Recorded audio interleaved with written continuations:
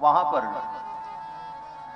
बहुत सारे हमारे शिष्य हैं, आते रहते। मैं तो कभी जाता नहीं, भारत से बाहर जाने का मैं विचार नहीं करता, विदेश यात्रा, लेकिन वो लोग आते रहते हैं और सभी हिंदू सनातन धर्मावलंबी हैं और बहुत हिंदू वहां पर हैं, सनातनी लोग हैं। तो मैंने पूछा वहां विदेश में ये सनातन धर्म, आप लोग भारत के मूल के हैं, अपने धर्म को, अपनी परंपरा को आपने कैसे जीवंत रखा? तो उन्होंने बड़ी सुंदर घटना सुनाई कि अंग्रेजों के जमाने में मजदूरी कराने के लिए, गन्ना की खेती कराने के लिए भारत से मजदूरों को बंदी बना करके ले जाते थे अंग्रेज। उस समय उनके पूर्वजों को, उनकी 5 पीढ़ी पहले, 6 पीढ़ी पहले जो पूर्वज थे, उनको हथकड़ी लगा करके, बेड़ी पहनाकर, समुद्री जहाज में बैठा करके अंग्रेज लोग गन्ने की खेती कराने के लिए लेकर के गए थे।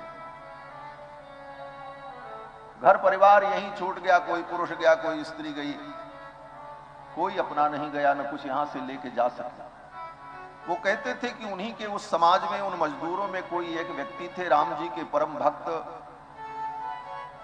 वो श्रीमद् रामचरितमानस रामायण का एक गुटका अपने साथ लेकर के गए, श्रीमद् रामचरितमानस का।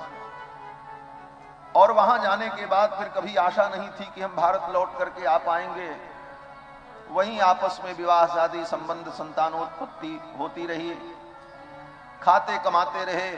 यहां से रामायण जी की जो पुस्तक एक उनके साथ चली गई, कहते हैं उसी रामायण की चौपाइयों को पढ़ पढ़ करके वो धर्म कर्म की बातें हम सब लोगों को सिखाते रहे और उसी को हमने जीवंत बनाए रखा। उसी से हम आज भी अपने सनातन धर्म को वहां बचाए हुए। एक रामायण उनके साथ गई विदेश, तो उनका धर्म वहां जाकर के भी सुरक्षित रहा और वहां भी वे अपनी संस्कृति का विस्तार कर सके। इसलिए जीवन में हमारे जो सदग्रंथ हैं, रामायण, भागवत, गीता, इन ग्रंथों को बचाओ। इन ग्रंथों ने ही अनादिकाल से हमारी संस्कृति को, हमारे संस्कार को जीवंत रखा है। ईंटा पत्थर में कोई इतिहास नहीं होता, ईंटा पत्थर तो बनता बिगड़ता रहता है।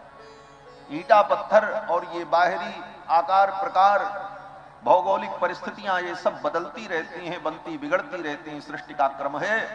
परंतु हमारा साहित्य, हमारा ज्ञान, हमारे सदग्रंथ अगर सुरक्षित रहे तो हमारा सनातन धर्म सदा सुरक्षित रहेगा, दुनिया के कोने कोने में सुरक्षित रहेगा। क्योंकि सारा ज्ञान विज्ञान तो इन ग्रंथों में।